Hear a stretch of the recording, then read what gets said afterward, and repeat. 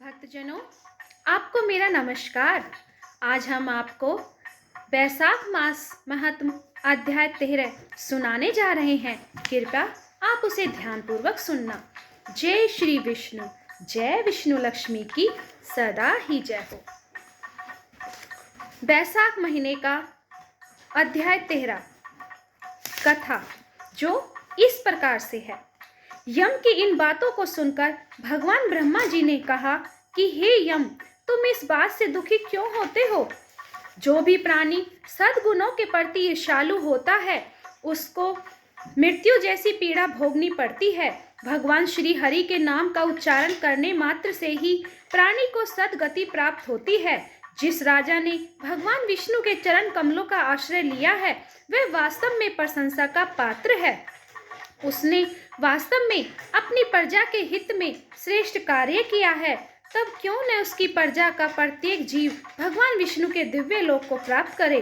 जिनकी जीवा के अग्रभाव पर हरि नाम का उच्चारण रहता है, जो मन, वचन और कर्म से भगवान विष्णु की भक्ति में लीन रहते हैं, जो उनका जप करते हुए उनकी महिमा का बखान करते हैं, वे निश्चय ही समस्त पाप से मुक्त हो जाते हैं। उनको अश्वमेघ यज्ञों का पुण्य फल प्राप्त होता है।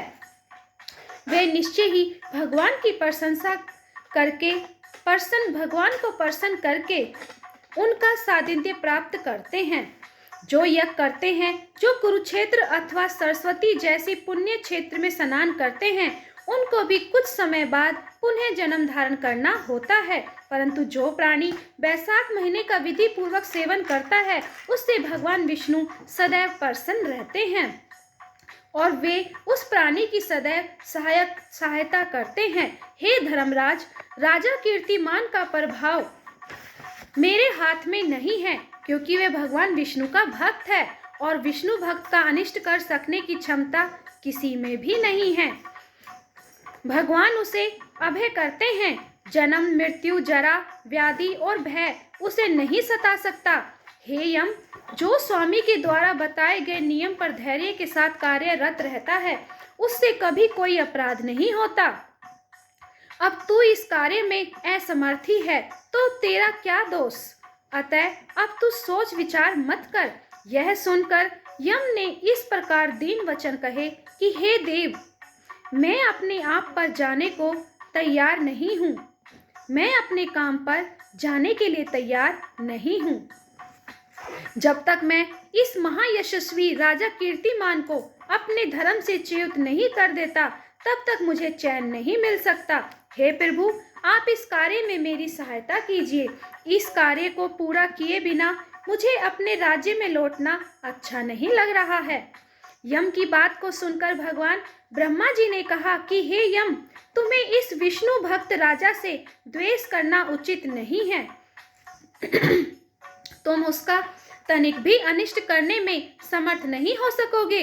अब तुम मेरे साथ भगवान विष्णु के पास क्षीर सागर में चलो।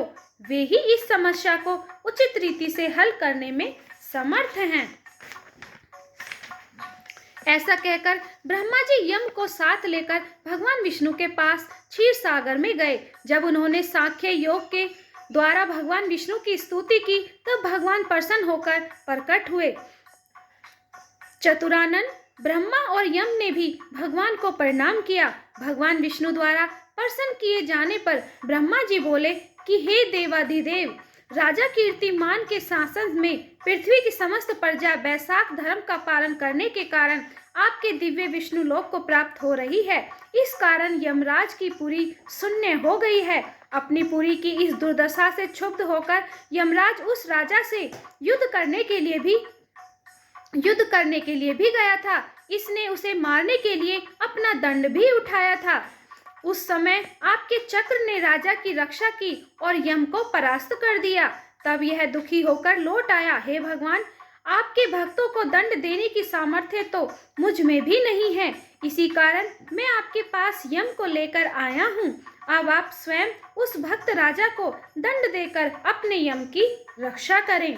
ब्रह्मा जी की बातों को सुनकर भगवान ने हंसकर कहा कि हे ब्राह्मण, मैं लक्ष्मी जी, प्राण, देह, श्रीवत्स कौस्तुभी, मणि, वैजंतीमाला, श्वेतद्वीप, बैकुंठ, क्षीर सागर, शेषशैया और गरुड़ को भी त्याग सकता हूँ, परंतु अपने भक्तों को कभी नहीं त्याग सकता। जो मेरे ही निमित्त लो लगाते हैं उनको मैं कैसे त्यागूं? तब भी यम, हे यम, मैं तेरे इस कष्ट के दूर होने का उपाय बताता हूँ। राजा को मैंने 10,000 वर्ष की आयु दी है, उसमें से वह 8,000 वर्ष तो भोग चुका है, 2,000 वर्ष अभी शेष है। इस आयु को भोग कर वह मेरे समीप आ जाएगा। उसके बाद वेन नामक एक राजा होगा, वह महान दुराचारी और पापात्मा होगा और उसके कारण समस्त धर्म का लोप हो जाएगा। तभी वैशाख धर्म भी नष्ट हो जाएगा और वही पापी राजा वेन अपने ही पापों से भस्म हो जाएगा।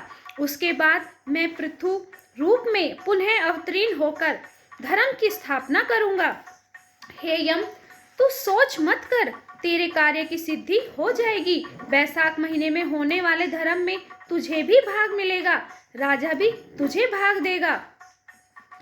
तू इस चिंता संताप को त्याग कर पराक्रमण करने के योग्य बन। पृथ्वी के जो प्राणी तेरे निमित्त स्नान, अर्घ्य, जल कुंभ, दही, अत्र आदि का दान नहीं करेंगे, उनके वैशाख महीने में किए हुए कर्म निष्फल हो जाएंगे।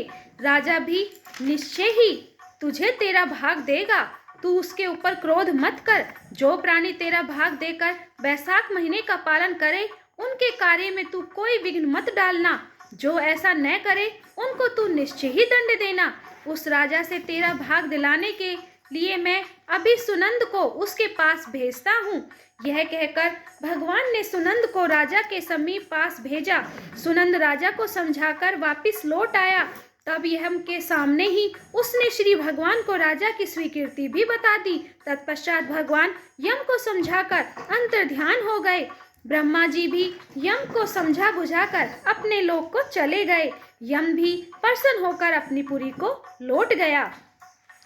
सुनंद के समझाने पर राजा ने अपने राज्य में यह घोषणा करा दी कि सभी प्राणियों को यम के निमित्त स्नान, अर्घ्य आदि देने के बाद ही वैशाख धर्मों का पालन करना चाहिए।